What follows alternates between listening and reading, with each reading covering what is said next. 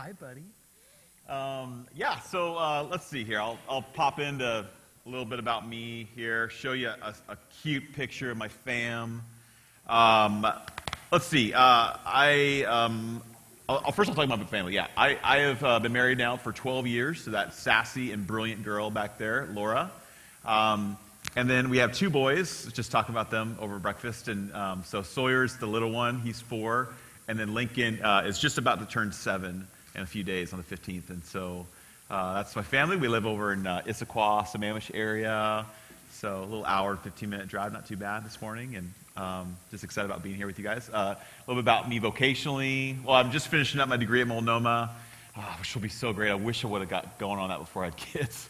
But it's just so, oh gosh, yeah, that was a mistake. So, in addition to that, let's see, I've been a pastor in local churches on the east side for the last 14 years.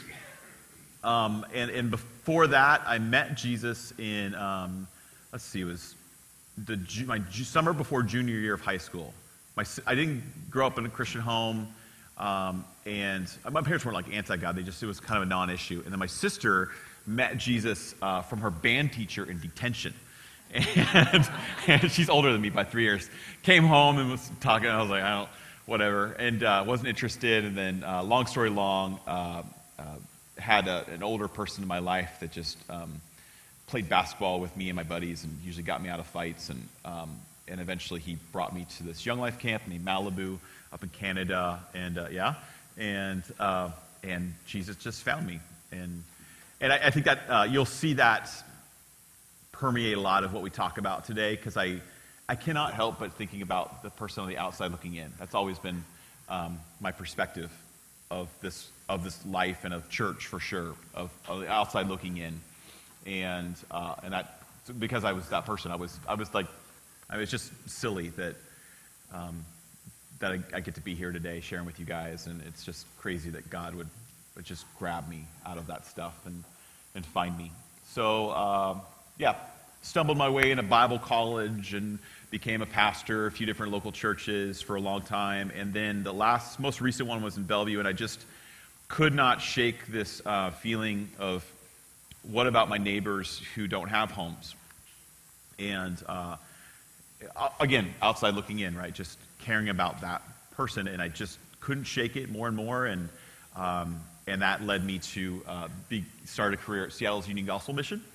And so I'm the chaplain for Serve Seattle, which is a part under the umbrella of UGM. And Serve Seattle is a urban ministry institute for young adults, ages 18 to 25. And it's amazing. I'm really proud of what I do. I just get to walk with them through this beautiful mess that is the 18 to 25-year-old world. This two step forward, one step back kind of deal, and nothing surprises me at all anymore, which is great. And heard it all, and I love them. They're just awesome. And we engage them into urban ministries, so they serve in areas of sex trafficking or homelessness or at-risk youth or gangs or legal services or dental services or admin or church partnerships, and all these different ways in which we're trying to serve the city and spread the love of Jesus Christ. And then they come back and they tell me stories about it, and it's just awesome, and get to encourage them quite a bit. So I'll talk more about that. I'll have just a shameless commercial at the end of of our time together, but that's kind of a little bit about what I do and where I am currently. My wife works for .com in Seattle, and she's just brilliant at it. Her mind, it's like she's like Neo in the Matrix, where she just sees everything in Excel sheets. It's like, shh, just come. That's her. She's a lot smarter than I am, so she helped me a lot with this today. Anyways, that's me. What we're gonna talk about a little bit today, we're gonna divide it up into 3 one-hour segments, so you'll have a chance to go pee, and we'll break it down into this. The first one, we're gonna talk about transaction to transformation, to kind of really laying a foundation for what it looks like to love those in need. And then our second hour, and if we have time, first hour, we're gonna dive into a lot of scripture as well too on what God says about justice. The second hour, we're going to dive into some specifics, so we'll look into some statistics and ideas and thoughts around sex trafficking, homeless youth, homelessness, addiction, and then we'll talk about compassion a little bit. In our third hour, we're going to bring it right to our next door neighbor. So how do we actually engage community right next door, and talk about some really super practical ways to begin doing that, to continue doing that, to cultivate those relationships. So that's kind of an outline for today.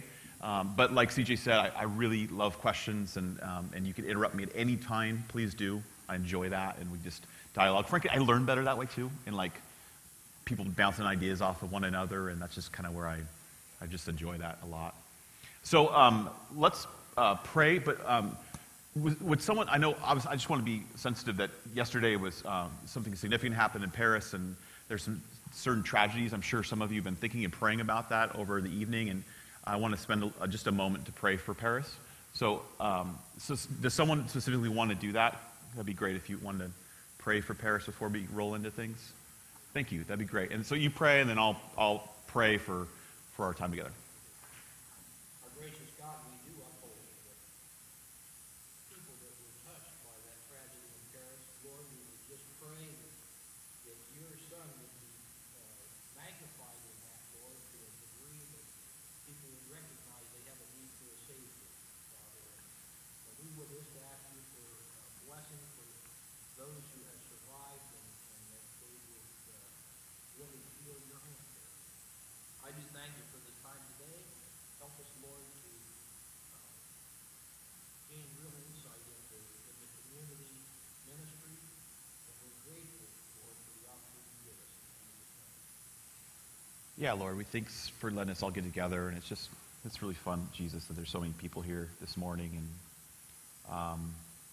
thanks that you even would let me do something like this. It's just fun, Father, and would you just please join us? Would you allow your Holy Spirit to move in and through us, and would you guide this time? I think what you have to say is way better than what I have to say, and I just want you to know this morning I trust you, and I like you so much. I think you're amazing. And I would love to leave here this morning closer to you than I was when I first walked in.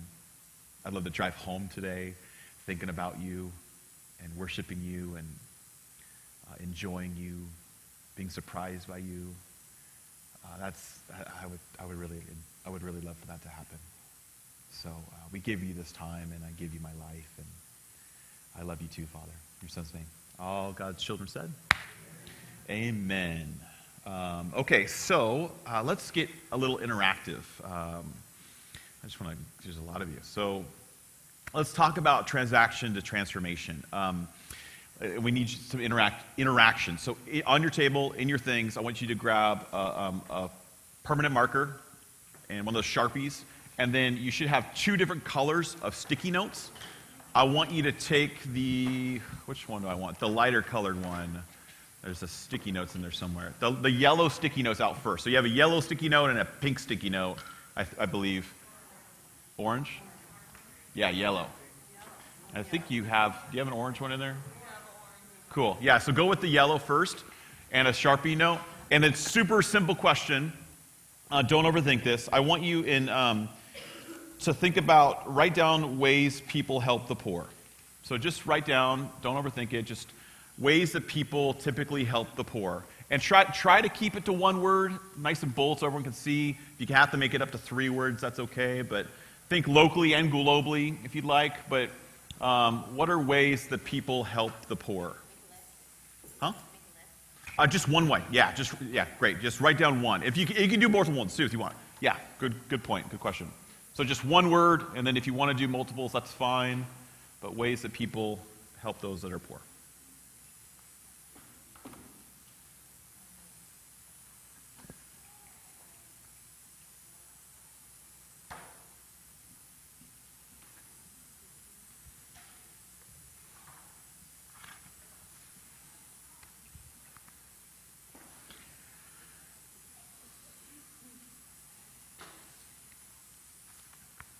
All right, cool. Let me make some categories in this.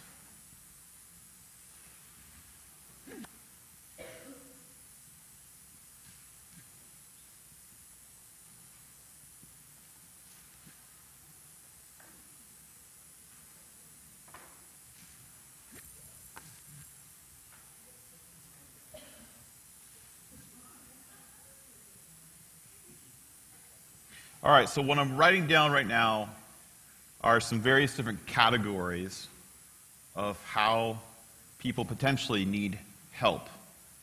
So we have the first one that probably pops to mind the most is materials. So food, water, shelter. You have work, having money or employment, education, health, so physical health, spirituality, relationship with God, power, so their empowerment or their liberty, personal value or dignity. We have hope, so like, do they get a sense that they have a future? And then loving relationships with family or community. So I want you to take your sticky note now. You got to get up. And I want you to, that word that you wrote down, or those 2 or 3 words, I want you to come and stick the sticky note where you think it best fits. Which category of need for those that are in poverty.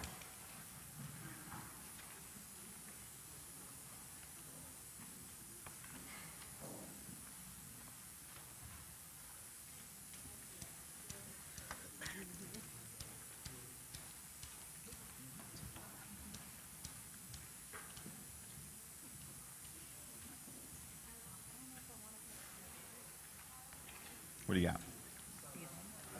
Food? Because it gives them other things too. You know? We'll get to that.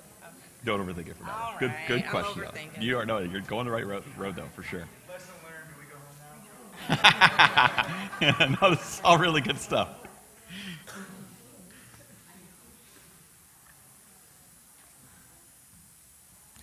Okay, so yeah, put a few more down there. We got a health, good, oh, cool. Pray, meals. All right, so easy question. Which category has the most sticky notes on it?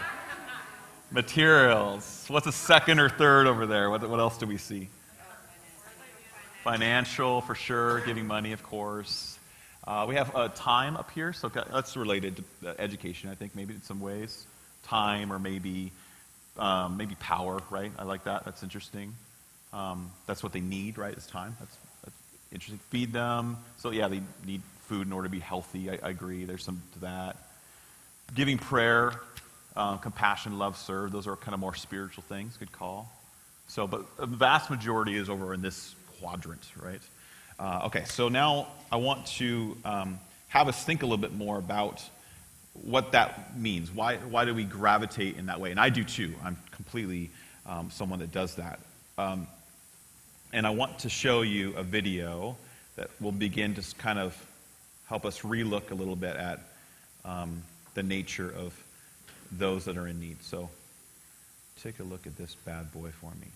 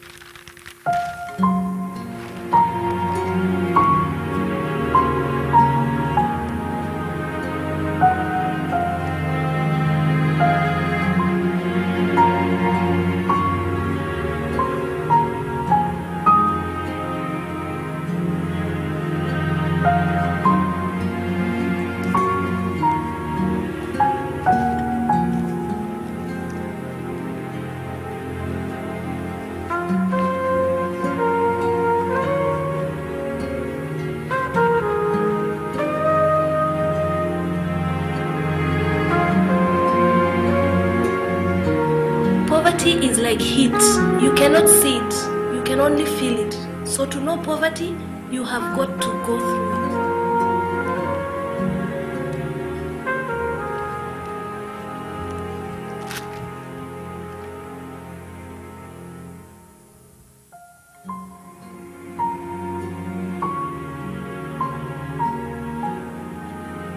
The poor person who gets help is even more vulnerable, because the day may come when the charitable person may stop helping.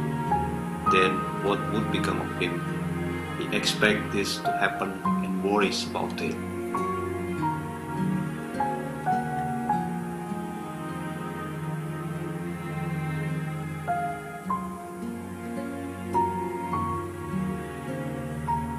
Whether we are present in any of the occasions or not, no one will take notice.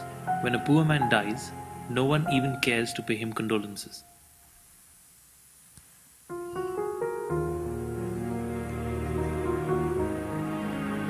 Because we had no schooling, we are almost illiterate. Store owners cheat us because they know we are not educated.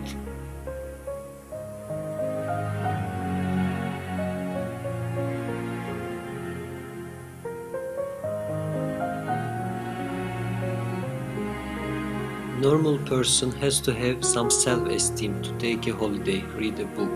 While now you are here or there all day in order to have something to eat, and at night you can't even exchange a couple of words like normal person. Most men now abandon their homes. Women now work in the fields. Women have taken charge of everything. They pay heavily and endure this life.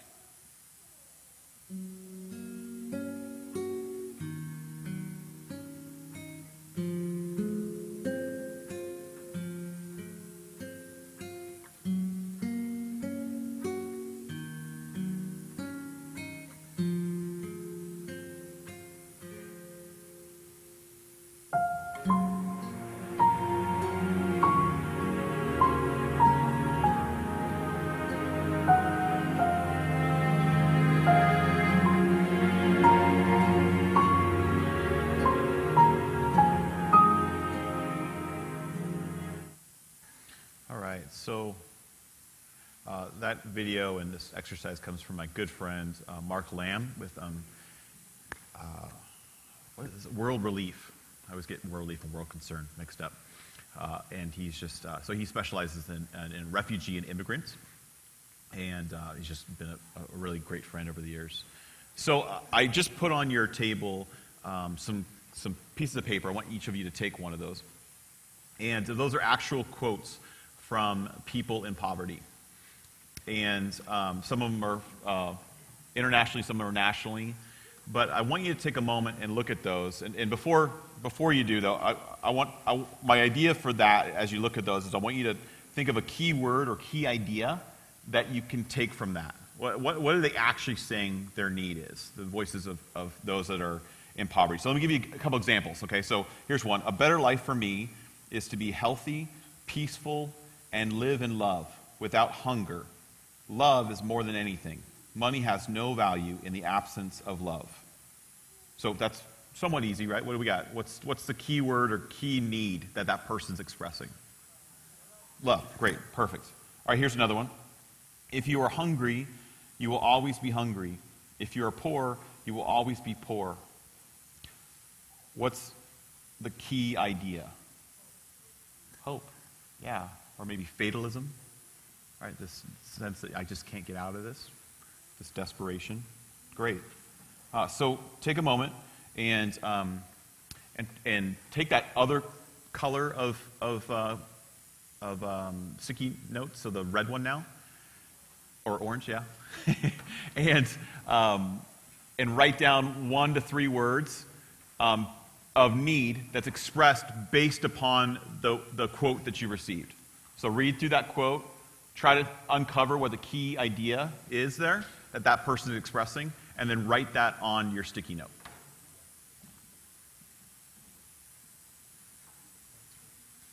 Oh, yeah, I do. Sorry. Yeah. Okay. Sorry, guys, I didn't see you.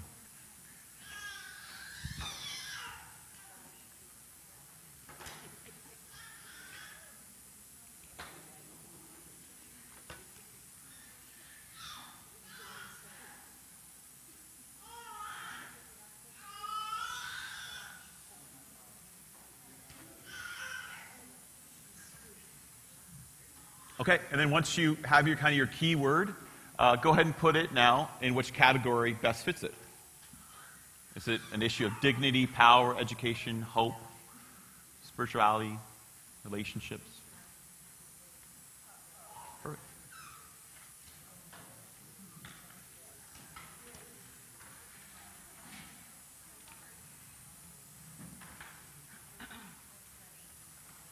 I'm doubling it. Yeah, that works.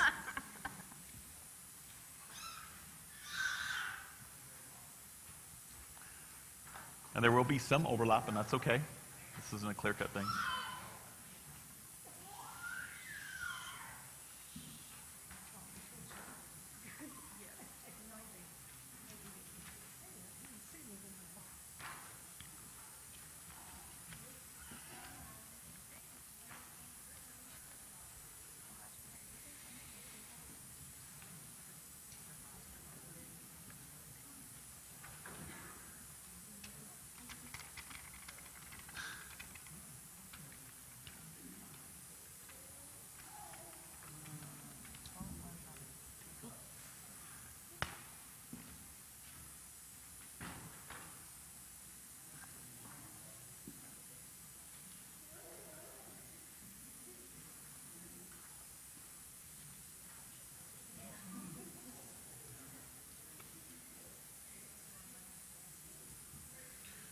Okay, so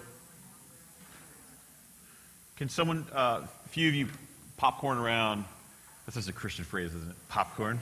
Who says that in the normal one? So would you mind popcorning around and sharing kind of, if you can read some of those or maybe your own, what were some words that that came out of that quote that you read? Hope in God. Perfect. What else? Be valued. Mm-hmm. Great. Others. Inferior. Great one. Yeah. Perfect. Good. Disconnected. Yeah. I see belonging is up here. Love. Communication. Survival. Yeah, that's definitely a health thing. I think that probably has a little bit of hope involved in it too. Right? I'm not feeling very hopeful if I'm thinking through the lens of trying to survive. That's great though, good.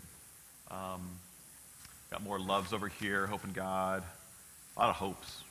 What's this one say? Our souls and psyches are dead. Yeah, that's definitely a hope one.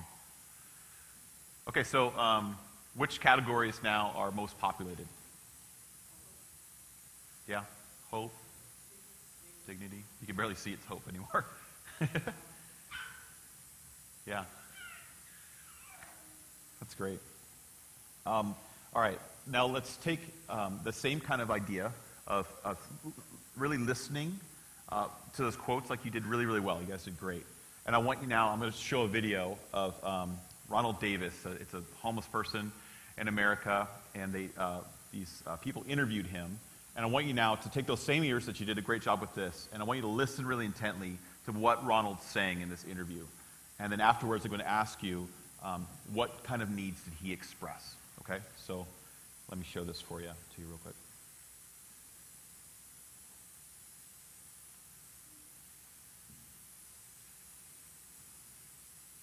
My name is Ronald Davis. I've been on the street for about 1.5 years now. Well, I come from the suburbs. Life, you know, which is rough. And I mean, I done slept in Lower Wacker, I done slept on the bridges, I done slept in the little cardboard boxes and stuff, you know, just survive, and especially in the wintertime is the hardest time.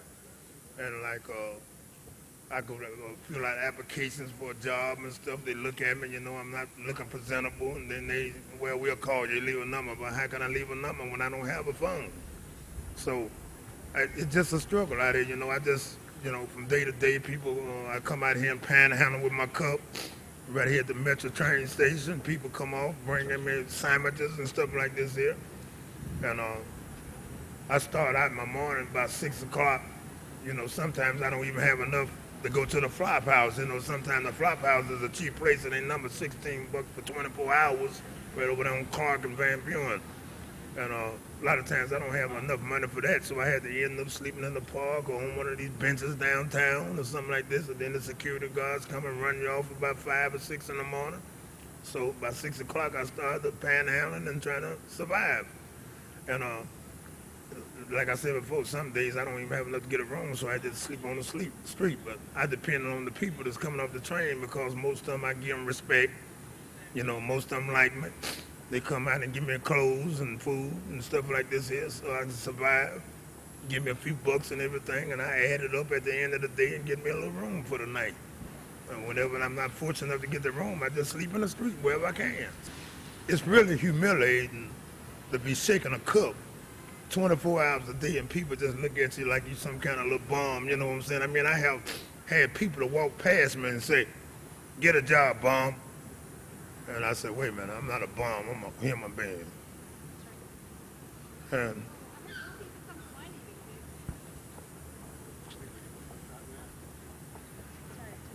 it's hard. But after the end of the day, when people go home and everybody get on the message train and they mind, and then I just feel so bad that I can't be going on, you know. I'm sorry. But it's really emotional because I'm really trying to get myself together and get off this tree, you know. And I don't care what it's doing. If I can get a job and through this humility, you know, I mean, you just lose all your humility when you're shaking a cup begging. You know what I'm saying? I mean, you can look at a person and tell if they give you respect or not. You know what I mean? A lot of people look at you like you're just a piece of crumb. You know, I had one guy walk past me and talk about me so bad, and then I just looked at him. I said, "God bless you, sir." He walked past and went down the street, come right back. And he said, "You know what, man, I had a bad day." He said, "I'm sorry for even calling you that." He said, "Because I know you're a human being." He said, "Would you accept my apology?" I said, "Apology accepted."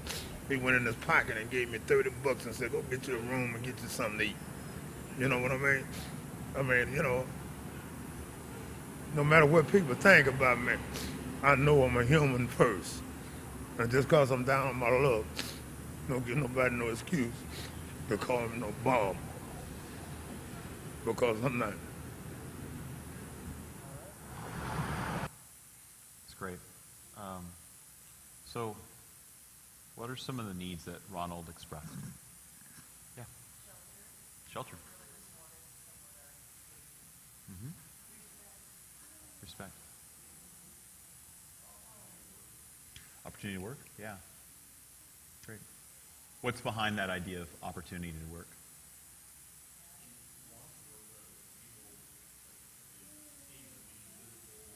Mm-hmm. Yeah.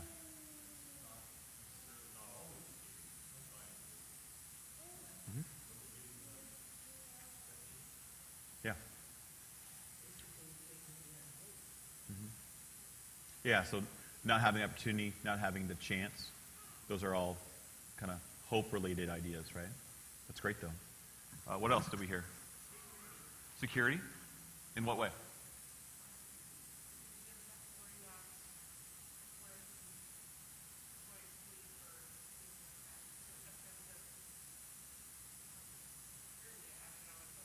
Mm-hmm. Yeah. So, yeah, stability. Yeah, it's great. Yeah. Uh-huh. Good. Great. Said that a few times, actually, huh? Yeah, great. Anything else? Mm.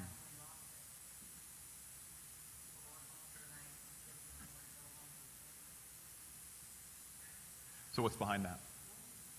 Loneliness. Love. Great. Relationships. Yeah. Excellent, guys. What categories do you think we would place some of Ronald's needs in? Dignity, hope, I hear. Spirituality. Okay. Yeah. What else?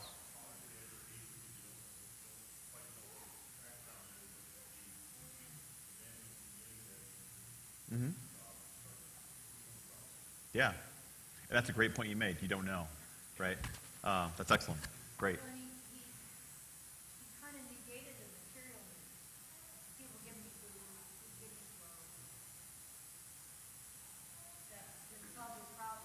Mm-hmm. And I thought it was an excellent point that you made, that when he teared up was, I mean, okay, now we're getting to something, right? This might be the real something. And I don't think at all there's one answer for Ronald. I think that's some of the point of what we're trying to get to today is it is really complicated and complex. Ronald is one unique human being living on the street, and everyone else's stories will look different. And even as we uncover some of Ronald's needs, we found that there's several of them, and some of them we're not sure what they are, right? So it's not as clear cut as I first thought when entering into this ministry of serving those that are in need. So if you...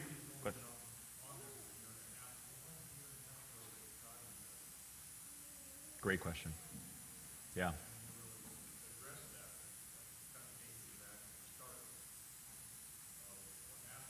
Yeah.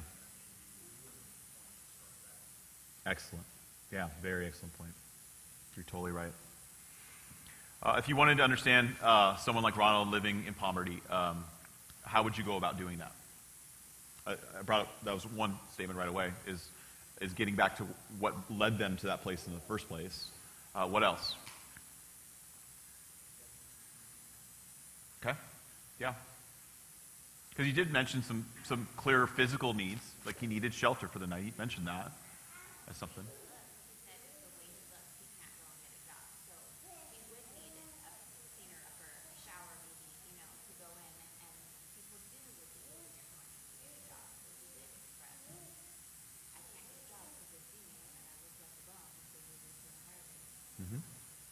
Yeah. There's hopelessness tied to that too. Yeah. Excellent.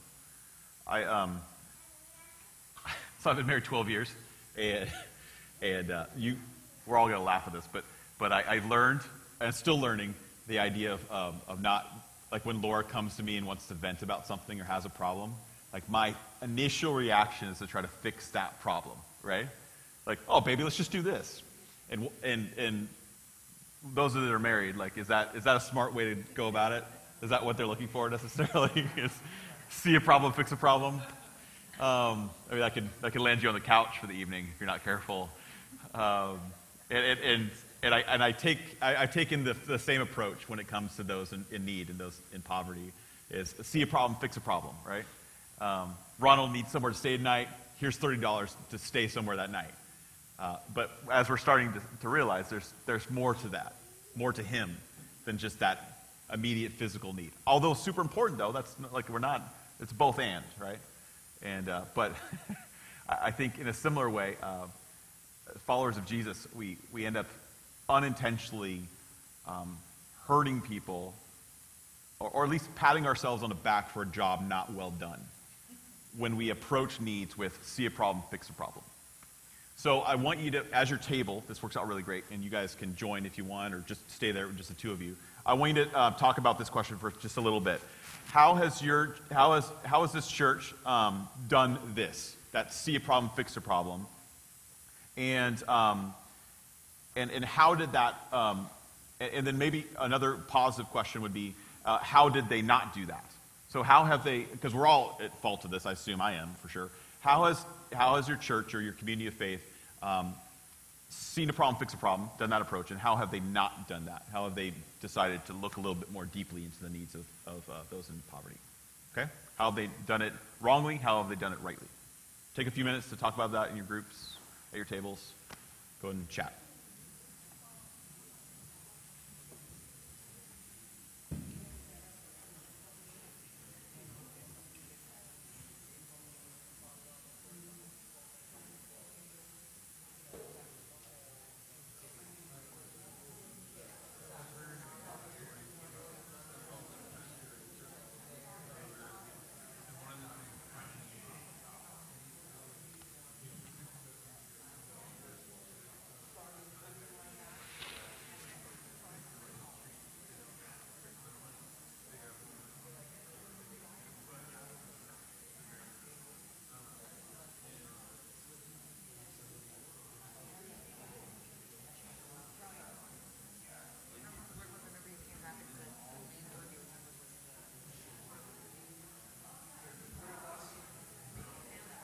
Okay, sober?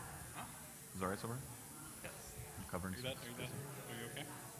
Like a hug or something? Like, you're doing fine. I just wanted. I don't know if this is what they were expecting or not.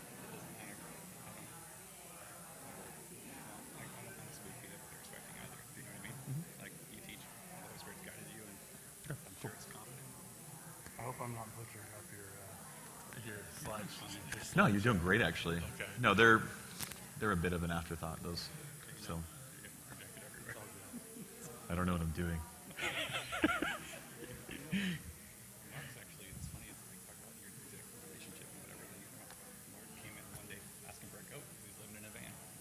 I spent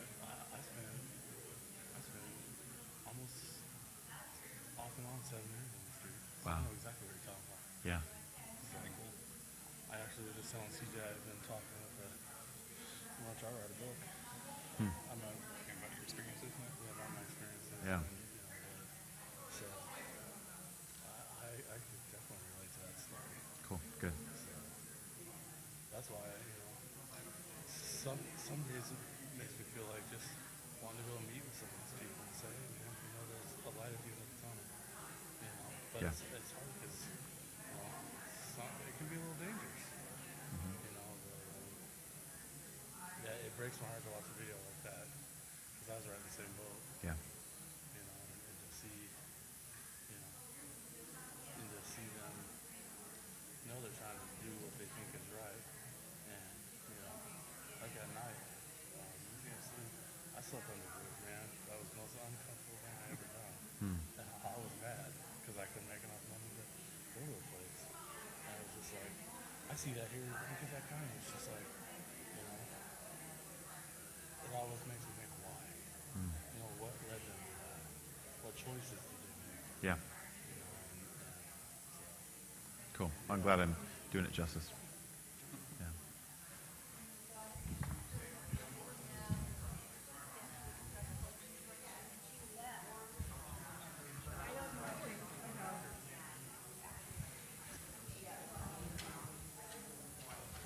Just 2 more minutes.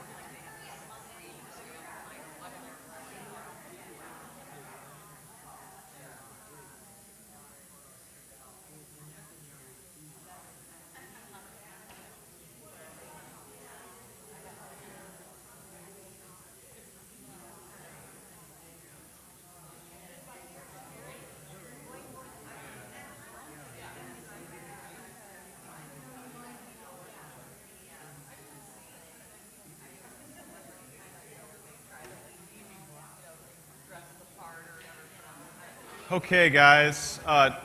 Designate one person at your table to be kind of the spokesperson. So who's going to be the one that's going to share some of the questions and ideas that you had around the table? Figure out one person to represent your table, if you would. And you guys, that goes for you in the back too as well.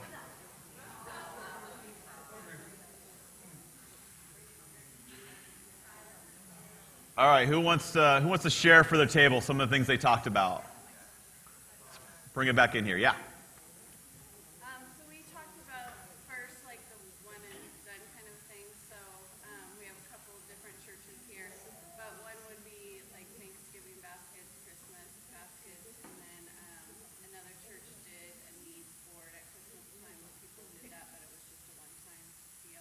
Mm-hmm. And then long-term things here at Adventure, we have a village that we adopted in Africa, and that's an ongoing relationship with them. And there've been some mistakes along the way, but good things have come out of that, and lessons learned. So that's an ongoing relationship. Yeah. Great. That's awesome. Great.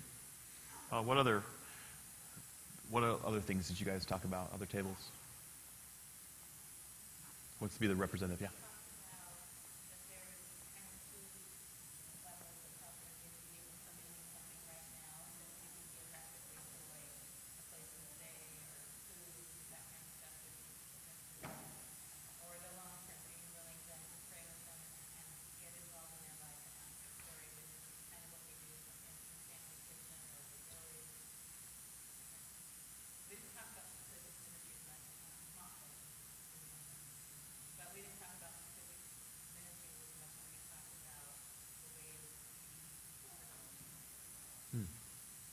Yeah, that's good. That's great.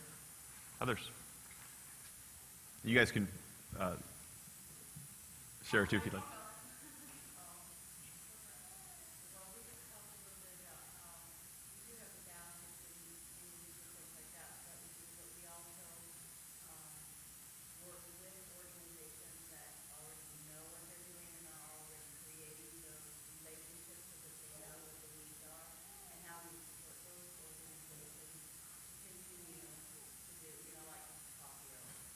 Mm-hmm.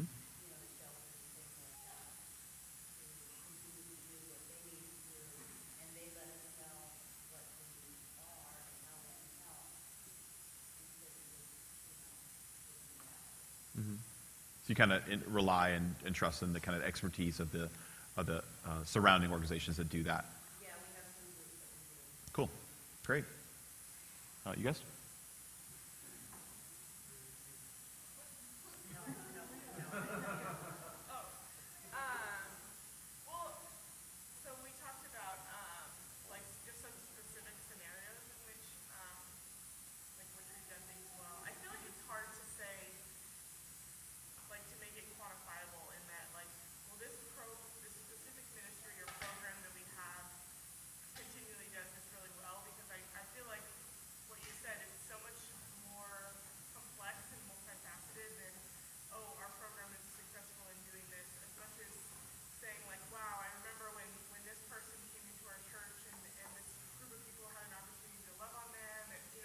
Mm-hmm. Yeah. No, that's okay. That's great. You did great. But yeah, I don't know. I wrestle with like how do you answer that question? Mm-hmm. Yeah, we're gonna get into it more. Yeah, and I think the first spoiler alert, there is no easy answer, but I think there's some hope in there too. We'll get to later. You guys.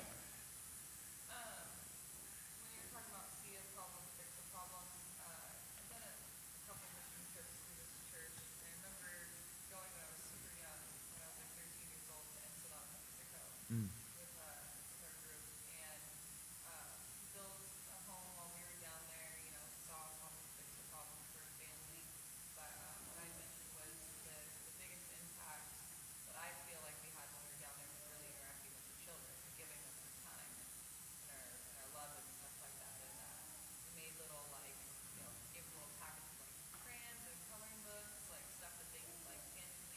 Mm-hmm. Yeah. So it's really, I mean, we impacted one family by like giving her a house and some chickens and stuff. And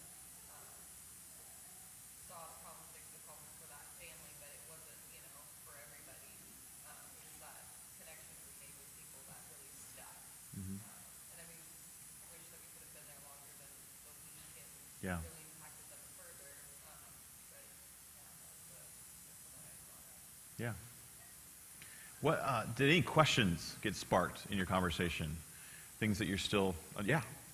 We talked about, like the other people that were involved with like Helpline and Family Kitchen, and then we talked about the people that are possibly abusing the system, Mm-hmm. and how do we screen them, and we rely on Helpline and some of the other organizations that do that. And then we talked about how fixing the problem, we do that with our Family Kitchen, and we also decided that unless the person is fed, I mean, you can talk about these other complex things, but if they have an empty stomach, you don't get too far. Mm-hmm. So we have to feed them first, Mm-hmm. but we don't know how much other things are proposed Mm-hmm. in these situations. Yeah, that's a great point you bring up. Actually, who's the scientist that did like the chart of needs? Maslow's. Yeah, the idea that you can't even get to the conversation about those things until these needs of basic needs of food, safety, shelter are established in someone's life.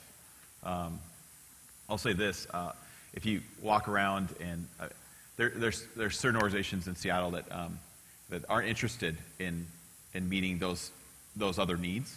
What they are really interested in is passing out tracts, spiritual tracts, to homeless people. And I'll just say this is a freebie. Most homeless people are actually experts of the 4 spiritual laws.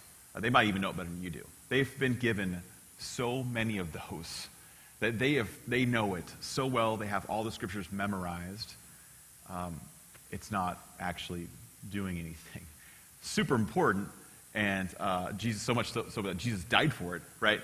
But it illuminates this idea that if those other needs aren't established and addressed, that we can't actually even get to those other ones. From their perspective. From our perspective, we can. From their perspective, that's difficult for them to even hear, right? So that's excellent. Other questions that come up? Yeah. we had talked about superstitions and stuff, and when does it become helping people and then putting your own safety at risk? So that was what we had talked about too, where we just kind of like, yeah, we want to go out there and help everybody and make that emotional connection with people, but then when are you crossing that line of, getting into territory or people that aren't friendly or that aren't going to react the way that you expect them to? Yeah. Yeah. I think about that a lot. I've been out on the streets of Seattle in the middle of the night, walking under overpasses into meth camps and stepping over broken needles and knocking on tents where there's dogs barking inside and going down alleyways. And it's always the worst is when when you end up far deep under the overpass that you think just logically, like, I can't get out of here quick enough if I wanted to. It's a long road, right? It's a long way out, and there's no way that's going to happen. Yeah. Yeah, one time I felt like God was telling me to pick up a hitchhiker, and that led into dinner together, and that led into we just went and hung out for a while, and then we went, and I felt like he needed a place to stay, so he stayed on my couch that night. But I'm not going to lie to you, I barely slept because I have 2 young boys upstairs, and I'm wondering, is he going to murder us all tonight? Yeah. My friend Tony Kriz, who I'll quote him later, he's radical when it comes to this. He has opened up his home. He has 3 boys, and he opens up his home to homeless people to stay there. And the logistics of that, and the fact that there's 6 or 7 of them staying in his home at all times, and he's a bit of a hippie. I'd say that if he was here. But I asked him that. I was like, how do you sleep at night? How do you feel safe for your kids? Isn't that a thought that goes across your mind as a father? And he told me over lunch just a few weeks ago, he goes, Kyle, safety is an illusion that ultimately it comes down to trust. Are you going to trust your alarm system? Are you going to trust the gun in your on your nightstand? Where are you going to trust? And he's pretty hardcore, but that has haunted me a little bit. And we'll get to that. We'll circle back to that here next hour about trust a little bit more, because I think a lot of that revolves around that. Those are great questions, guys. Great job.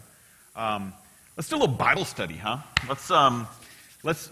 If you got your smartphones or your Bibles, I'm going to ask some of you to look up a scripture for me real quick. So if you throw this on the screen, and then we'll take a break. I want to look up a few scriptures about justice. So who wants to read for me in just a little bit? Who wants to look up Genesis chapter 12, verse 1 through 3? Boom. Excellent. Zechariah. You know we're getting real if we get into Zechariah. Where the heck is even Zechariah at? I don't know. But we're going there. Zechariah chapter 8, verse 3 through 5. Yes. You know where it is. All right. John 12, 8. I know where John is. What's John? It's a nice layup. Boom. John 12, 8. Luke 4, 18 through 21. Who wants that one? Excellent. And then Matthew 9, 6 through 13. Perfect. We'll go you first. And then Matthew 25, 34 through 40. So look those bad boys up. And I want to take us a little bit through Scripture, because I've heard that's important. And my hope is, as we kind of go through these a little bit, that we'll see that this is not like a new novel concept. It's funny how like social justice issues are like all the rave right now, and it's the trendy Christian thing to do. But it has been on God's heart throughout the history of the world, and it's always been a part of who He is. I would go further and say that missions and social and justice issues, attending to the poor and the needy of our community, that's not a department of the church, or it's not in addition to the gospel. I think it is the church, and I think it is the gospel. And we'll get into that a little bit. It's part of it. It's not the entirety, but it certainly is so important to how we express and follow Jesus. So who's got Genesis 12, 1 through 3? Read that nice and loud for me. Now the Lord said to Abram, go forth from your country, and from your relatives, and from your father's house, to the land which I will show you. And I will make you a great nation, and I will bless you, and make your name great. And so you shall be a blessing, and I will bless those who bless you, and the ones who curse you I will curse. And in you all the families of the earth shall be blessed. So this is revolutionary. Up until that point, every tribe and nation established were trying to just take care of their own. And God says to the Israelites, this is actually a totally different way of living that I'm inviting you into now. Not only will I bless you, but I'm blessing you to be a blessing to other nations. So before, you're threatened by and at war with and protected from other tribes. I'm now changing everything. I'm turning the world upside down. I'm beginning a new way of living this life, and I'm asking you to actually go bless others. This is revolutionary back then. It still is today. Zechariah 8, 3 through 5. Who's our... Okay. What the Lord says, I will return to Zion and dwell in Jerusalem. Then Jerusalem will be called the city of truth, and the mountain of the Lord Almighty will be called the Holy Mountain. Did you go 3 through 5? Okay. This is what the Lord Almighty says. Once again, men and women of ripe old age, that's me, will sit in the streets of Jerusalem, each with cane in hand because of his age.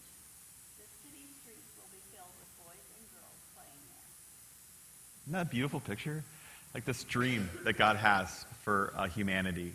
That there will be older men and women sitting on the streets with canes, just relaxing, and children will be playing in the streets. Like that's a place of peace, of prosperity, of safety.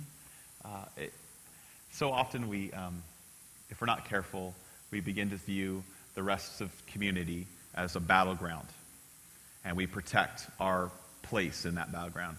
And here I see a dream of a playground. And I think that's quite beautiful. This is God's hope his dream for what humanity could be, what it someday will be. John 12, verse 8. Who's got that?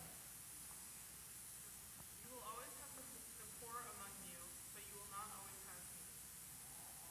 So this is the words of Jesus, and I had a pastor one time tell me as I was beginning a career at UGM that Jesus says you'll always have the poor among you, and I, oh wow, and he was saying it in such a way that like that's why we shouldn't care that much. That's why it's not he just says there'll always be here. Jesus is quoting Deuteronomy 15, and it's this God's declaring this this incredible time where he's asking all of Israel to cancel their debts to those that are indebted to them. And he begins by saying, like, there will be no poor among you. That's what Jesus quotes. But then he keeps going, and he goes, well, if there's, he begins by saying there's no poor among you, because this is like his hope for what humanity should be, right? There's no one in need. And then he continues, he goes, well, if there's poor among you, this is how you should take care of them, you should love them, you should provide for their needs, you should embrace them and involve them in your community, right? And then he goes from there'll never be poor to if there, and then he goes, well, they're always going to be poor among you.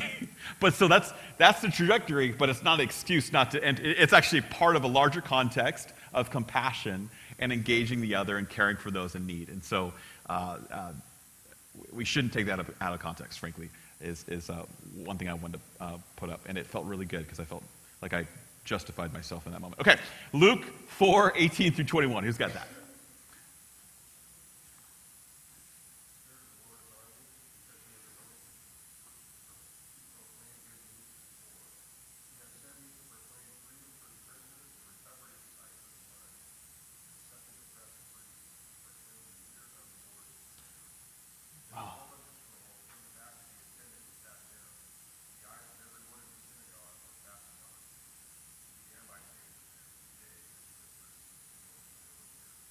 Yeah, he's quoting Isaiah 61 there, and so cool. I think it's beautiful. I've come to proclaim good news to the poor, you know. And what else does he say? What other things he says? It's good news.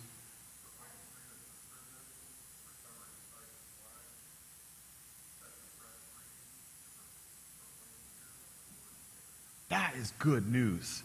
Like, that is something I get excited about. That's something, heck yeah, I'm going to talk to my neighbor about that. That is incredibly good, guys. Like, that fires me up. And I know my neighbor would be all about that. So I'm like, this is great news, you know? And there's been points in my life where the gospel has not been very good. And I think that reminds me of how good this news really is. Just being honest, there has been times where it's become this theology that I've protected, and there I read something far more beautiful, something I would love to talk about with my friends and neighbors, something I would love to evangelize to every single person who would want to listen, because that's really, really good, right? So that's Matthew 9, Luke. Who's got Matthew 9? But that you may know that the Son of Man has power on earth to forgive sins. Then he said to the paralytic, arise, take up your bed, and go to your house. And he arose and departed to his house. Now when the multitude saw it, they marveled and glorified God who had given such power to men. As Jesus passed on from there, he saw a man named Matthew. Wait, hold on a second. Is that Matthew 9? I gave you the wrong one. All right. That's also good. All right. Matthew 25. I was going to talk about your kingdom come, your will be done. Matthew 25. Who's got that? Then the king will say to those on his right, come, you who are blessed by my Father. Take your inheritance, the kingdom prepared for you since the creation of the world. For I was hungry, and you gave me something to eat. I was thirsty, and you gave me something to drink. I was a stranger, and you invited me in. I needed clothes, and you clothed me. I was sick, and you looked after me. I was in prison, and you came to visit me. Then the righteous will answer him, Lord, when did we see you hungry and feed you, or thirsty and give you something to drink? When did we see you a stranger and invite you in, or needing clothes and clothe you? When did we see you sick or in prison and go to visit you? The king will reply, truly I tell you, whatever you did for one of the least of these brothers and sisters of mine, you did for me. Excellent. So one of the pleasant surprises that I've received from the Lord, and beginning to, I feel like an awkward toddler learning to walk, and this is my first couple steps into this next adventure. Hey, I used your word of your church, is that of seeing Jesus in the faces of those that I go to serve. And we'll talk about this more in the next couple hours, but it's so humbling and so refreshing and so surprising to really actually discover Jesus in their eyes. Never saw that one coming, but it's started to change a lot in my life. So let's take a break. Let's take 10 minutes. We'll be back at 10:45.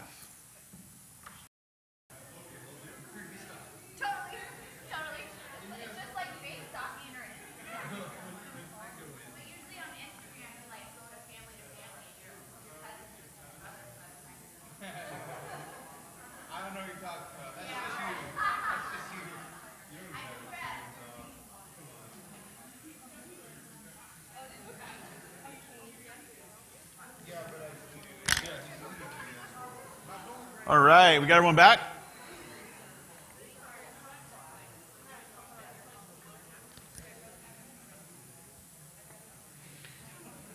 All right, any questions that popped up in your brain while over the break or throughout the hour? Any things that came to mind?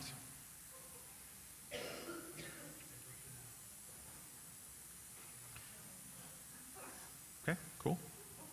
So far, so good. Again, feel free to interrupt at any point you want, okay, guys? I'd love for her to. That's where I learn the most, is in the midst of that dialogue. Because also, too, it's frankly, it's more authentic. Like, I have stuff prepared, right? But when you just ask me a question on a whim, like, it forces me to, like, what do I really think, you know? Like, let's get real here. And sometimes I just have to say, like, I don't know, which is, you know. So feel free to ask questions. That's helpful. Okay, so let's pop some things up here. Let's get into some specifics of some actual needs of urban issues and just in our cities and communities. So let's talk about sex trafficking for a second here. I'm going to pop that up when you get a chance. There's currently, I forgot to, yeah, you're right. It's on me. I got to get the airplay going here.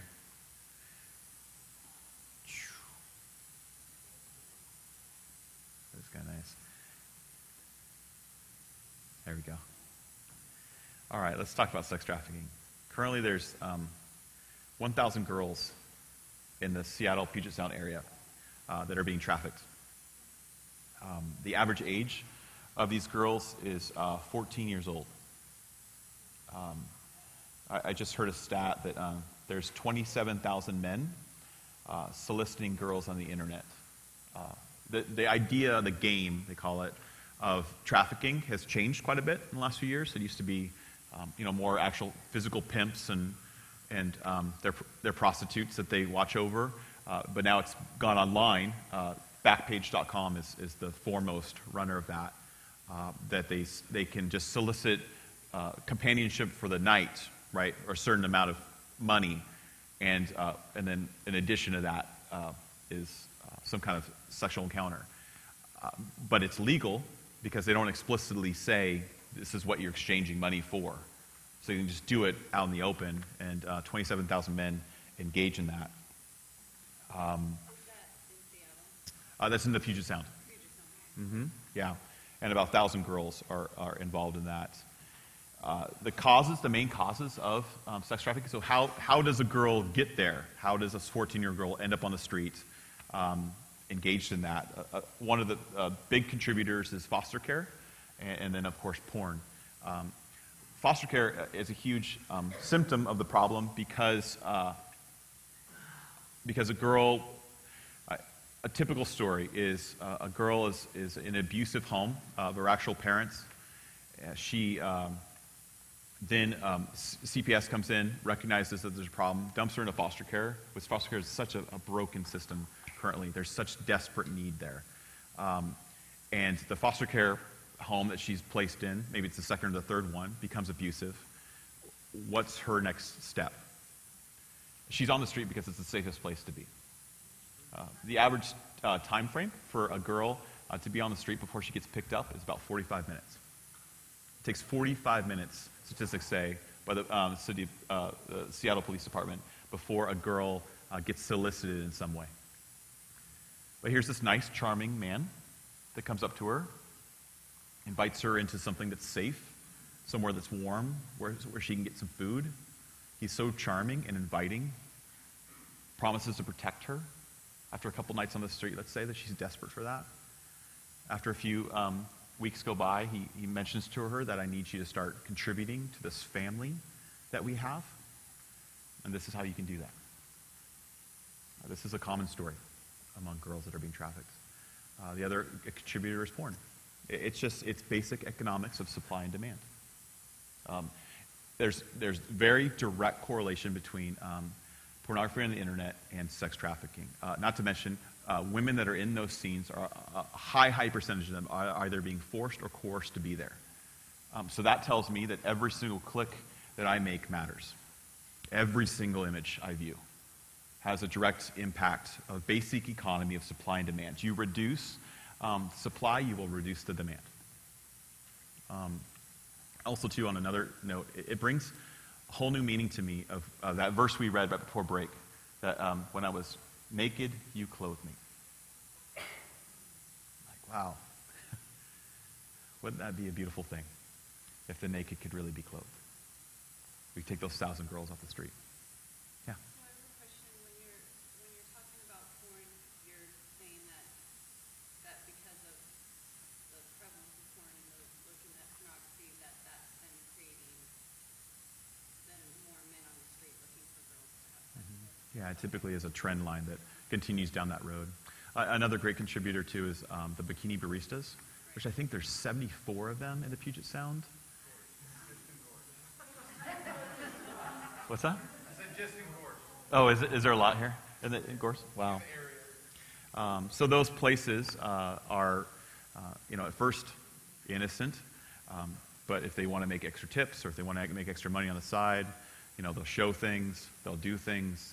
It becomes this very easy transition into full-on trafficking. And certainly it is it's oppressive and it's coercive and it uses girls. So that's a couple things. Websites, if you're interested in pursuing this further, is iwantrest.com. My wife and I are starting to get involved in this nonprofit. It's REST, Real Escape from the Sex Trade, and it's a beautiful program where they really take a holistic approach, and they'll rescue girls off the street. But then, again, relationships, like sometimes the girl doesn't want to be rescued. Let's find out why, right? Let's uncover that. It takes time to build relationships with the girls in the bikini baristas and start painting a picture of a dream of a life that they could have and they never really had hope to dream that dream. When you're in survival, you cannot hope, you cannot dream. And so to be able to build a relationship where there's trust established, that takes a lot of time. It takes a lot of espressos, frankly, to build up that rapport with someone.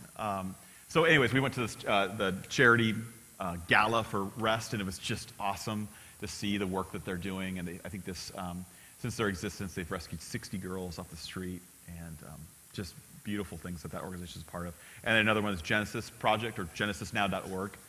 They're more definitely on the front lines. It was started by a police officer that just got sick and tired of picking up girls. And there has to be a way to stop the system. Okay? And what you'll notice when we start talking about these specific things is there's the immediate need and then there's the systemic need, right? What's the immediate need of a girl that's in trafficking? Get her off the street. Safety. What's the systemic needs that we talked about a little bit?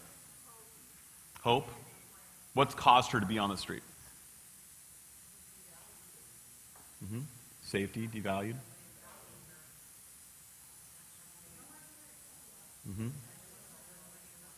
Yeah.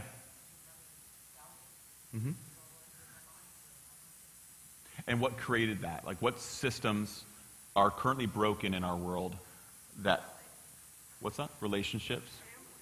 Family, so a dysfunctional home or abusive homes. Yeah. I mentioned porn as well, too. These are all systems. So we have to look at both, right? It's not just one or the other, it's both. And we'll get into that in just a second here. All right, next one. This is going to get a little heavy, guys. Homeless youth. There's currently 5,000 in the Puget Sound area. Statistics say that anywhere from 30 to 40% of them identify as LGBT. That 1 in 5 people that are homeless youth are coming from the foster care system. Again, another systemic issue there. 30%, there was a 30% increase of homeless youth during the recession. What do you think that is? Employment. Yeah, dad loses his job.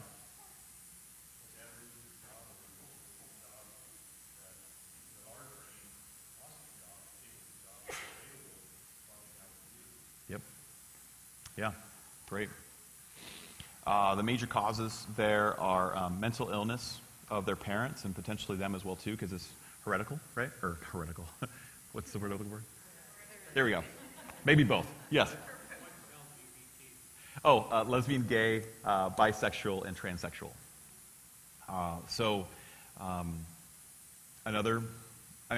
I went and visited New Horizons, which is down there, the nhmin.org, excellent organization that specializes in homeless youth. And she said a very, very common story is a boy is raised in a very, what he would describe the boy as a very conservative Christian home. And he's always had these feelings for same-sex attraction. He finally shares that with his family, and his family kicks him out. The stats are there. I'm not painting a broad picture for all of Christianity. I hope not. But that's the reality. It is what it is. It's there. Let me bring this back up here.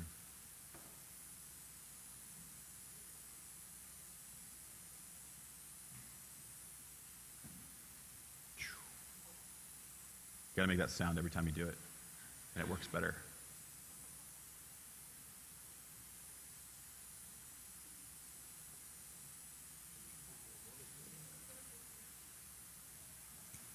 There we go.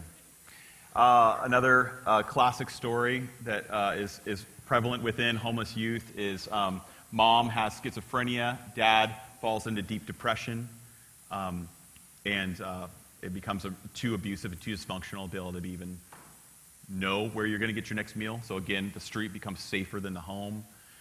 There's stories out there of mom gets a new boyfriend, and the boyfriend says it's either me or him, and you're left at a gas station. Those are the stories of lots of homeless youth in our cities, in our homes, in our towns. Another one here, let's keep moving, is homelessness in general. So it's estimated at 35,000 new every year in the Puget Sound. To give you some perspective, that's about the population of my town, which is Issaquah. It's increased 21% from 2014 to 2015. So if anything, it's getting worse. It's become an epidemic. And if, in fact, the mayor of the city of Seattle recently declared a state of emergency. This is just like a few months ago at most, I think. Maybe a few weeks ago, he declared a state of emergency because of the increase of the homeless population. Wow. Wow, yeah. 66 people have died in 2015 that were homeless people. Oftentimes, the causes of this are mental illness and addiction. Certainly the people that are over 30, that tends to be much of the story, although not exclusively at all. In fact, I had a great conversation with a homeless man out of Tent City 3 in Redmond last week. And I was just sharing how educated and brilliant and strategic. He was talking about how, if you didn't know, those tent cities are governed internally. So they don't have someone paid. It's everyone that organizes tent cities are actually living in tent cities. And they're forced to move every 6 months because of regulations from the city. But he told these really well-articulated stories of lobbying with the city to get more just rules that made more sense. The city, again, tapping ourselves on the back for a job not well done. They'll make these stipulations, and it's actually more hurtful than helpful. And but it's trying to work alongside them. And he told stories of getting the permission to land in a neighborhood for 6 months, and then they have this neighborhood comes out for an HOA meeting, and you can imagine how that would go. And he's just gotten used to it. He's done it 18 times, I calculated. He's been in the tent cities for 9 years. And articulating, this is their plan, this is how they protect things, this is who they don't let into their tent, like if they don't let any alcohol or drugs in there. And then going through that motion, leaving after 6 months, and then being invited back it's been a real reward for him to see the change in the neighbors of, wow, like, you guys are great. This is incredible. This is so helpful. Of course, there's been some negative ones too. It's not a broad stroke here, but that was his story. And if anything, I was more taken by how educated and strategic and articulate this gentleman was, and how he really runs the whole thing. So to look into ShareWheel, or Tent Cities if you want, or it's sharewheel.org. A really low bar if you want to just begin building relationships is to deliver a meal to them. And they'll take anything. Those guys are just happy that there's more meals. But building relationship in the context of that would be something that is a relatively low bar and something you can do as a family. UGM.org is my organization. That's where I get my paycheck. And we do a lot of work with homeless people on the streets. Like I said, I go out on search and rescue, and that's what we call it. So we all hop in a van and we get clam chowder or hot cider or hot chocolate and socks and blankets and everything imaginable. And we just go out and we look for people, and we'll go under bridges and walk or get through gaps and fences. And it's been so fun to see the young adults that I know say, like, oh, we have to go to this particular place because that's where so-and-so is. And I told him I'd see him next week. And I have something for him that we talked about last time. It's so amazing to walk under an overpass at 11 o'clock at night and watch a homeless person he's watching 4 or 5 young people walk up to him in the middle of the night. I would take out a knife as well, right? But to watch him, then someone say, hey, like, Stan, it's me. And, oh, okay, sorry. I think that's quite beautiful. Back to something I want to bring up to you about New Horizons. Is they mentioned this term, it was new to me, of trauma-informed. And they were kind of comparing and contrasting between Tent City, which there's not one, I hope you've understood this by now, there's not one size fits all, right? So, but they would differentiate themselves from Tent City in the sense that, that they're trauma-informed. And what I mean by that is they dare to ask the question of why. So let's say someone at Tent City is found with a knife underneath their pillow. They're booted. They're done for life. They're never allowed back into a Tent City. If a homeless youth at New Horizons, someone discovers a knife under their pillow, they're trauma-informed, so it dares them to ask the question, why? Why does this person not feel safe? What led them to that decision that they don't feel like they can sleep at night without some form of protection? Let's get more underneath the issue and really uncover the insecurities or the loss of trust, the betrayal that caused them to that decision to carry this around at all times. It's just 2 different approaches. Both are really messy, right? But I just thought it was interesting compare and contrast of the 2 different approaches to homelessness as trauma-informed versus not trauma-informed. And again, I say that all with saying that I'm actually a big fan of Tent City, and I plan on serving there a lot more in the future. Okay, so again, we see here in all these different examples I shared, these kind of immediate physical needs and then systemic needs, right? Homeless youth, it's they need a safe place to stay. Systemic issue is mental illness of their parents, okay? They wouldn't have been on the street in the first place if it wasn't for a functional home. So, and this brings me to something I want to kind of run through is how to help a person, okay? So I want to run this through you real quick, and then I want you to ask some questions and punch holes in this if you want. But I think we'll see kind of how this plays out even in Scripture as well. So we have on the one side, this is when we get political. This is as political as I get, okay? Because I'm just not, for better or for worse. So we have the left approach and the right approach to helping this person. How do we address and meet the needs of that person? And I think from a biblical perspective, we see this historically in the prophets and the law. And then out of that, typically you'll see the left and the prophets, they more address whole groups of people. And typically in the right with the law, it's more about individuals that we address. But again, it's all an attempt, just like there's differences between Tent City and New Horizons, an attempt to try to help this person. And then we dive into it further, and these are going to tackle more of the systems of helping persons, so asking how we attack the system of foster care in order to make sure that doesn't continue to happen. And these people over here will attack more of the behavior. All right? And I think attached to behavior is where we usually get the word charity from, which we'll talk about that a little bit more in a little bit. Then we have the idea of justice, which we know now is a fad. It's social justice, right? And then we have over here righteousness.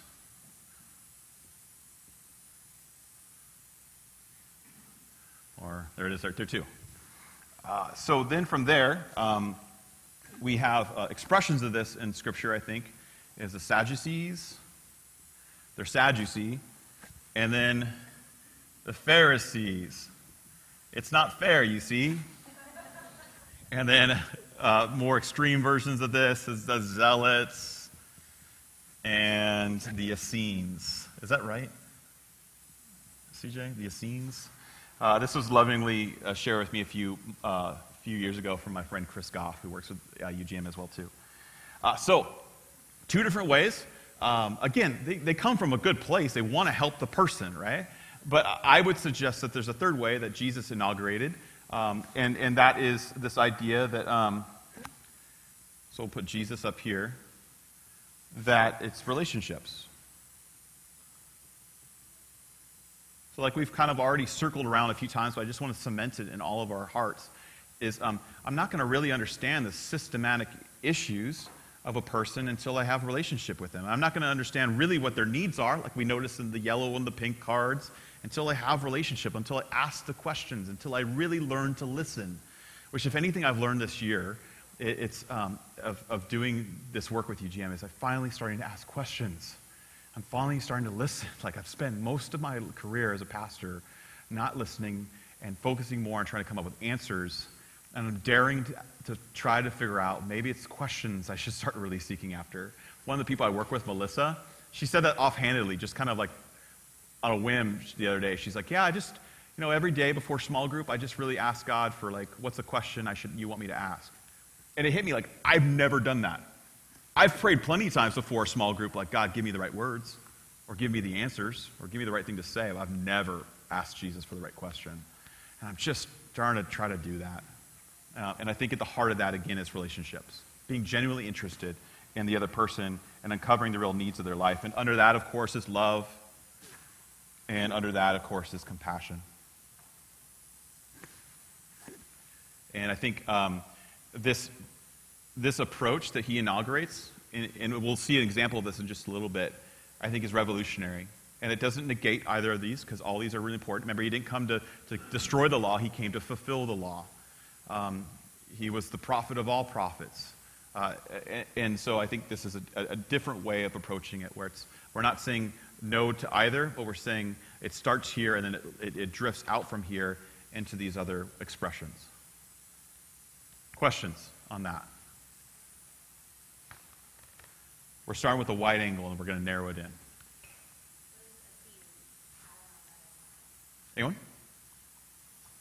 Any biblical scholars? Yeah.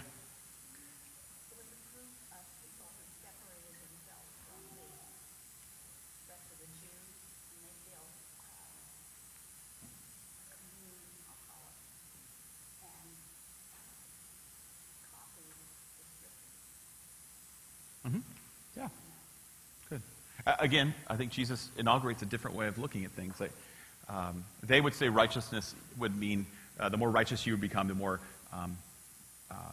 isolated from the rest of the world you are. And Jesus inaugurates a totally different way of looking at righteousness. He says, no, actually, it's the more communal you become, the more connected with others. He prays for that, right? That I wish that God, just as we are one, that they would be one. He's inviting us. That's the kind of righteousness I'm actually looking for, which is revolutionary. So many Christians are verbally Christian and functionally Hindu in that sense. They think more spiritual means more isolated. It simply isn't the case. So that was offensive. All right, let me show you a video that honestly is a little controversial, but I think it really, really gets across the point. And I want to see if it will jar some really good questions for us. Now we talked about these other issues. I want to look directly at addiction. And again, I think you're going to see this comes out. It's not from a Christian source, keep that in mind, but man, does it point right to Jesus. So, are we good on your end?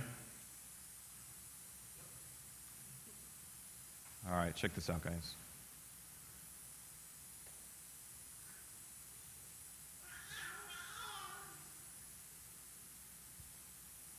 Oh, you got audio?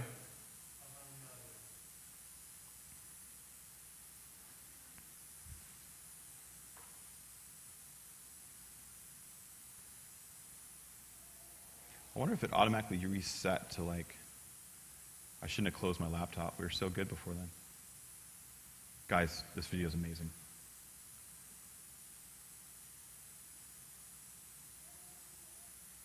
It works. If you use heroin for... All right, here we go. What causes, say, heroin addiction? This is a really stupid question, right? It's obvious. We all know it. Heroin causes heroin addiction. Here's how it works. If you use heroin for 20 days, by day 21, your body would physically crave the drug ferociously because there are chemical hooks in the drug. That's what addiction means. But there's a catch. Almost everything we think we know about addiction is wrong.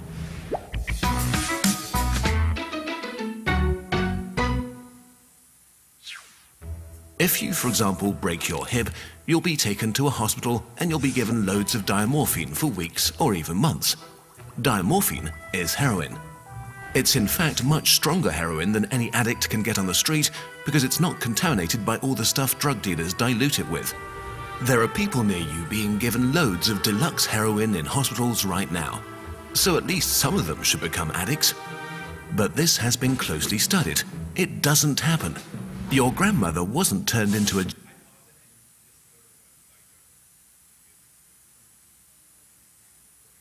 Okay.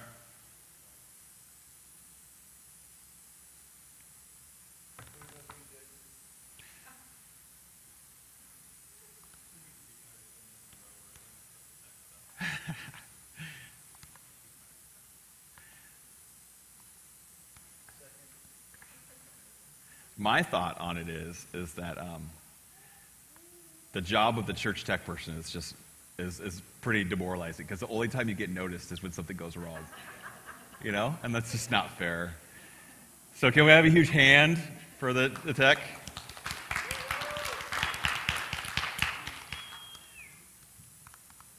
All right.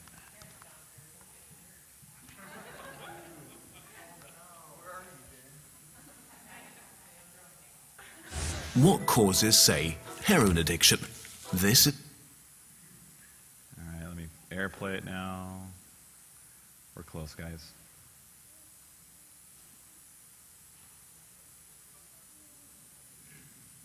There we go. All right.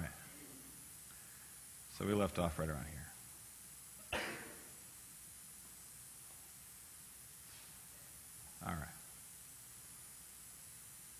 Oh my gosh, come on. We were there.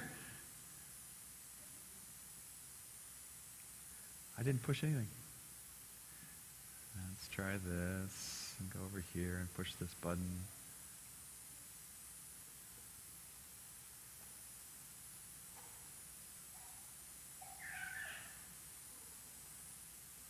Heroin in hospitals right now. All right. So at least some of them should become addicts.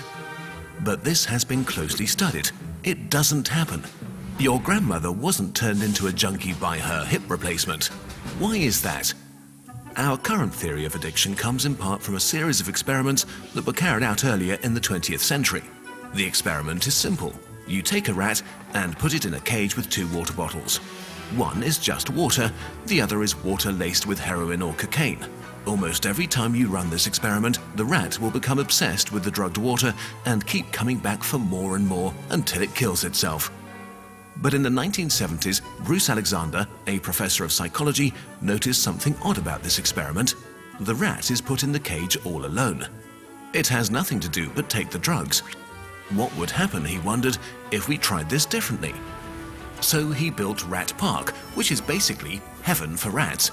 It's a lush cage where the rats would have colored balls, tunnels to scamper down, plenty of friends to play with, and they could have loads of sex. Everything a rat about town could want. and they would have the drugged water and the normal water bottles. But here's the fascinating thing. In Rat Park, rats hardly ever use the drugged water. None of them ever use it compulsively. None of them ever overdose. But maybe this is a quirk of rats, right? Well, helpfully, there was a human experiment along the same lines, the Vietnam War. 20% of American troops in Vietnam were using a lot of heroin.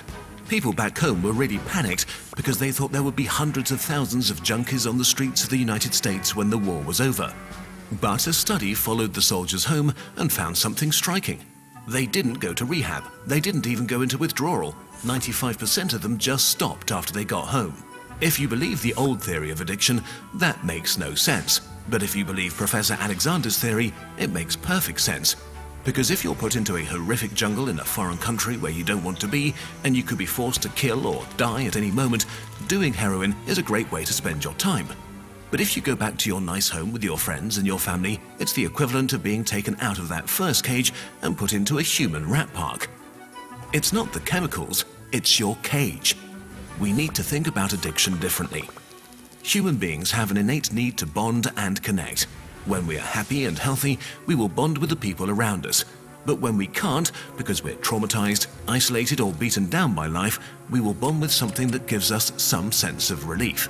It might be endlessly checking a smartphone, it might be pornography, video games, Reddit, gambling, or it might be cocaine. But we will bond with something because that is our human nature. The path out of unhealthy bonds is to form healthy bonds, to be connected to people you want to be present with. Addiction is just one symptom of the crisis of disconnection that's happening all around us. We all feel it. Since the 1950s, the average number of close friends an American has been steadily declining. At the same time, the amount of floor space in their homes has been steadily increasing. To choose floor space over friends, to choose stuff over connection. The war on drugs we've been fighting for almost a century now has made everything worse. Instead of helping people heal and getting their life together, we have cast them out from society. We have made it harder for them to get jobs and become stable. We take benefits and support away from them if we catch them with drugs. We throw them in prison cells, which are literally cages. We put people who are not well in a situation that makes them feel worse and hate them for not recovering. For too long, we've talked only about individual recovery from addiction. But we need now to talk about social recovery, because something has gone wrong with us as a group. We have to build a society that looks a lot more like Rat Park and a lot less like those isolated cages. We are going to have to change the unnatural way we live and rediscover each other. The opposite of addiction is not sobriety. The opposite of addiction is connection.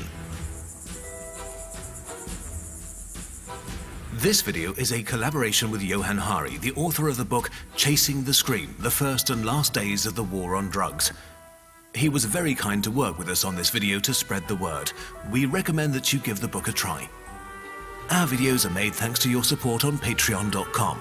If you want to help us make more of them, we really appreciate your support. We made an interactive version of this video together with some friends. All right. So I'm guessing if it was like me when I first watched that and studied that a bit, it stirred quite a bit. Not just with addiction, but with, Rat Park reminds me a lot more than a playground than a battleground.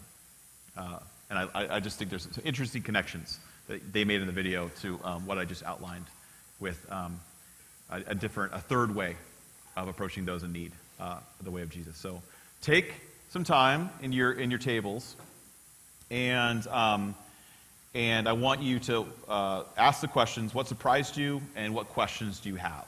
But discuss what you just saw and all those other stats about sex trafficking, and what stands out to you, what surprises you, what questions does that provoke?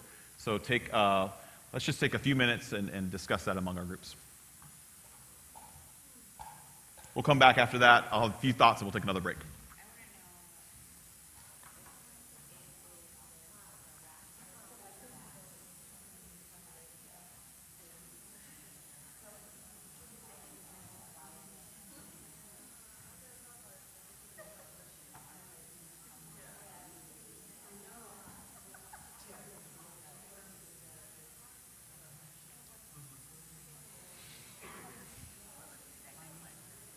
What questions do you have? What surprised you? And what questions does that provoke for you?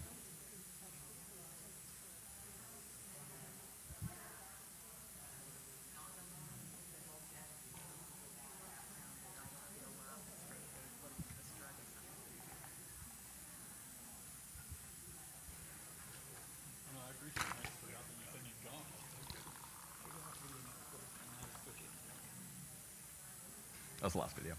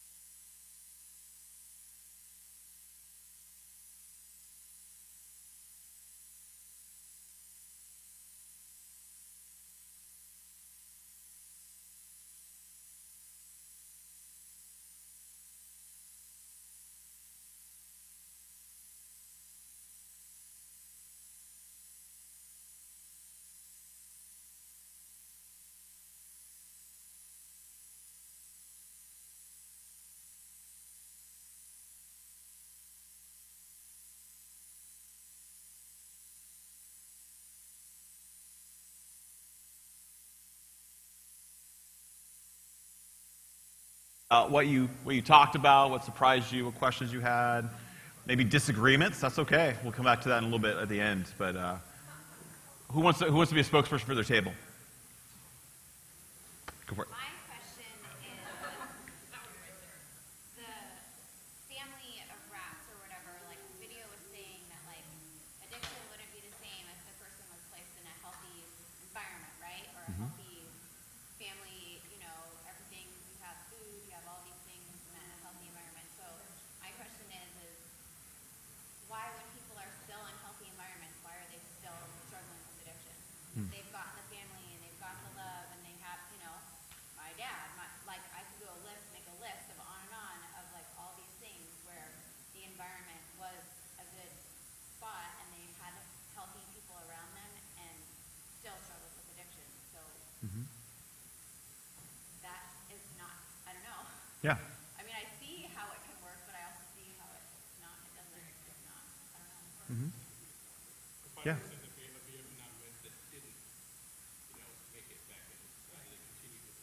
Mhm. So, yeah, no, I think that it's not just about relationships with family. It's also our relationships with God, and I think it's our relationships with ourselves too. I love when Jesus says, "You'll know the truth, and the truth will set you free." Sometimes I hate the truth.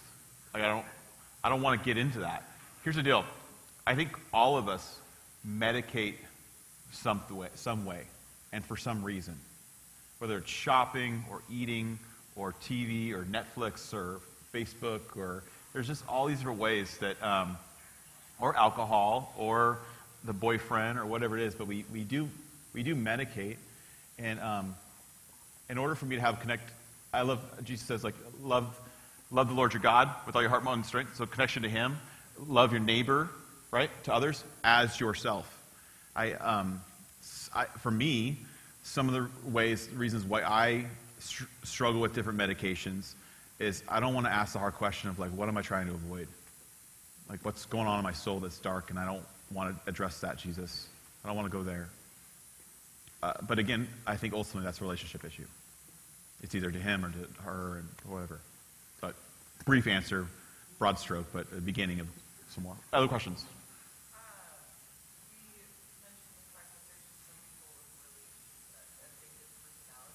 Yeah, hereditary.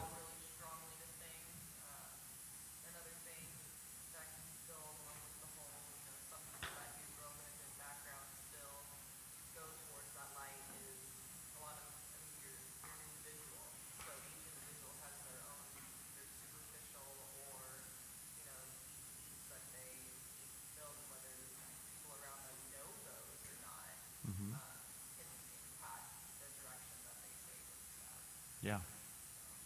I think another one of those subtle relationship dysfunctions we don't always get to is, like, I heard a story of a girl that she hides alcohol in her house every time her parents come over. And she was asked why. And they're like, oh, because my parents ask me to. Okay, wait a second. Your parents know you drink, but they ask you to hide it, so they don't. Why? So we don't have to talk about it. It's still there. Like, it's still something that's dysfunction in that relationship. You'll know the truth, and the truth will set you free. They just don't want to go there. So there's an underlying dysfunction. How many of us have those in our families, those elephants in the room, right? That we hide, and then we medicate, and it could potentially cause this unraveling, this spinning of unhealthiness in all of our lives. We all got those. I mean, Thanksgiving's coming up, so, get ready for those elephants, right? Those are coming. I got plenty of them too with my family, the things that we don't want to talk about, but we both know it's there. It's not like it's a surprise to anyone, right? But we don't actually want health. We just want politeness, I guess. I watched a thing, a guy talked about the Greek, like, origin of the word nice, and it's to go unnoticed. Sometimes Christians are really nice. Okay, a couple others. Yeah.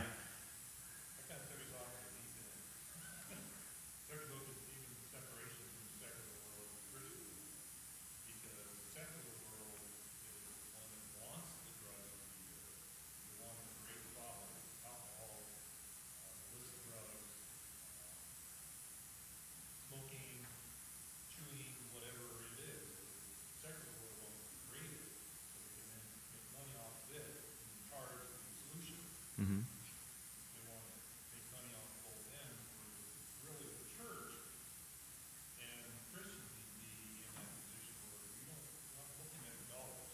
Mm-hmm.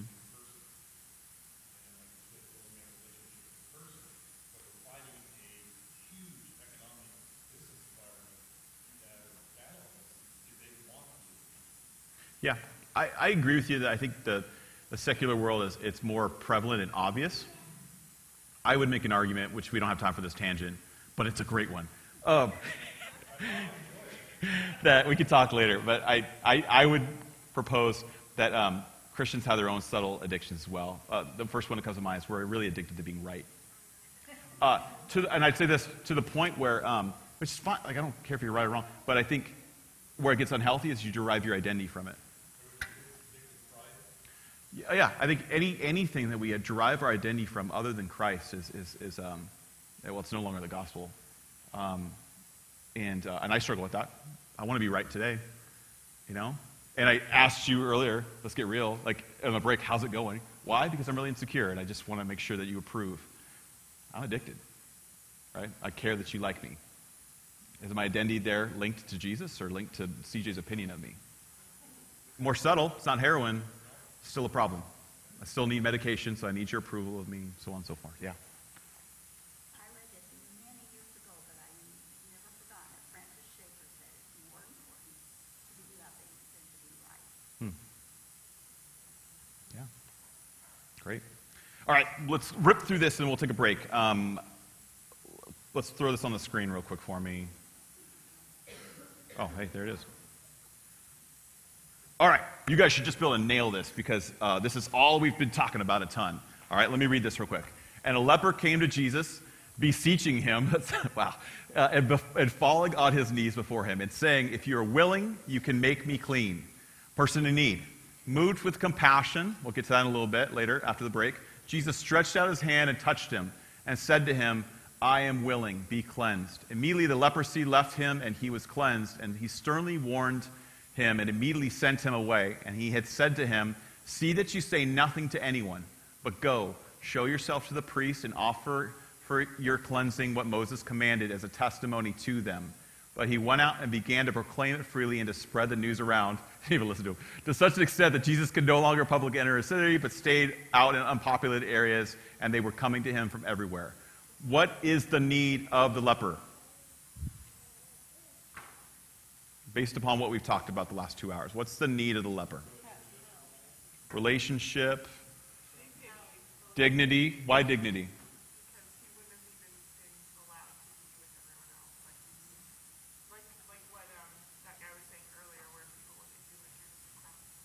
Mm-hmm. That's pretty demoralizing, dehumanizing. How did Jesus address the relationship, the dignity, the value, all that? He recognized him? Yeah? He noticed him. He didn't go unnoticed. Most religious people would not notice that person. They'd be nice, right? He touched him. Yeah. So he could have snapped his fingers from 10 miles away, but like, I got you, buddy. You're healed. Who else wants some? Who else? I'm divvying it out. But no, he chooses to touch him. Why? Because he probably hasn't been touched in a really long time.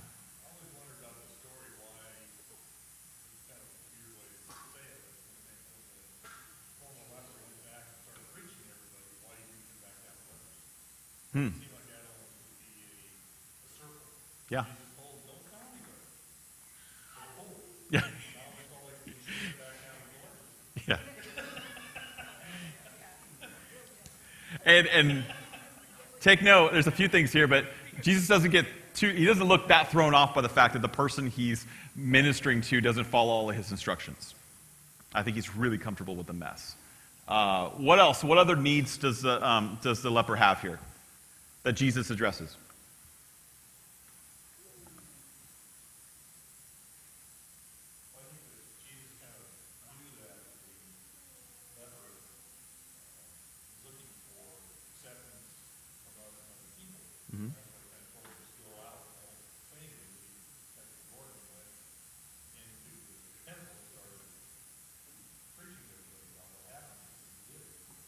So why did Jesus give him those instructions? Why did he even say that? Why not just touch him and say you're good? Why did he give him those second instructions? I think in reality, what Jesus wanted to be able to go into the city, but because he didn't basically prophesy for him, he couldn't go into the city. So I think that was the reasoning, was Jesus wanted to be able to go into the city, but the news still spread anyway. Mm-hmm.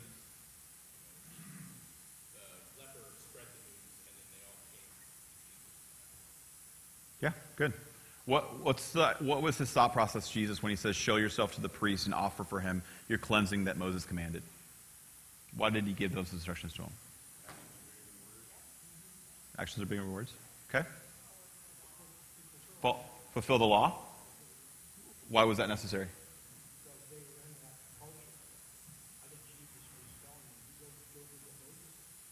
Mm-hmm. If he didn't do that, would he be allowed back in the city? We got a systemic issue here, don't we? But it starts with relationship. He heals and addresses the immediate physical need. That wasn't like he didn't just give him a track. Here's the good news, buddy. But no, he like, what am I gonna do with this? Like, I'm dying here. But he addresses the immediate physical need. Man, is that good news?